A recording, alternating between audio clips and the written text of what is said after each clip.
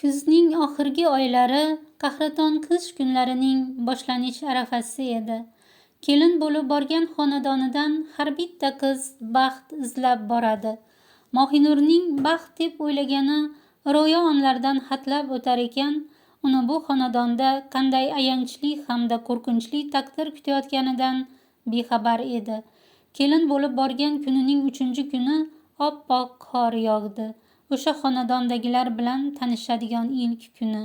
Uning nazarida bu qor ushbu xonadonda boshlanajak dunyoga yaralibmizki, tong nafasining beg'uborligini, quyoshning zarrin nurlari-yu ezgulikni, so'ngra esa olamni charog'on aylagan oyning yorqin nurlari-yu yulduzlarning ko'zni qamashtirar darajada jilvakor tovlanishini ko'rishga o'rgangan ko'zlarimiz bunday nafratni ko'rmagan.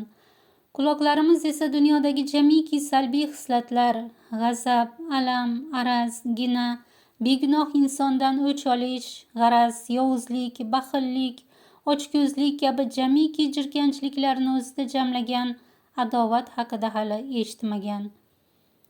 Ushbu voqea hikoya rashq desak noto'g'ri bo'lar, chunki ba'zi onalar sevgan farzandlarini kelindan qizg'onib rashq qilishlari mumkin.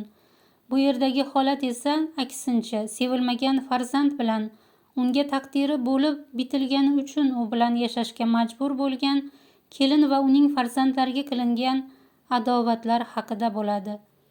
Bu ham kimningdir aziz farzandi demasdan, yolg'izning yori Allohligini bilmasdan, bir insonning ustidan hukm chiqargan holda qilingan o'ta darajada qaltis xatolar edi bular.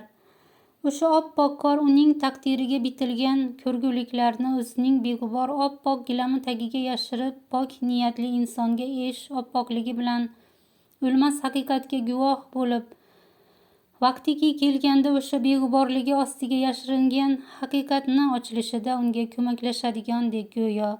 Haqiqat borligiga ishonmaydigan insonlar o'zlari qilgan xatolarni vaqtlar kelib yuzaga chiqishini anglamaydilar. Ayrim insonlar esa hayot haqiqati bilan yashaydi.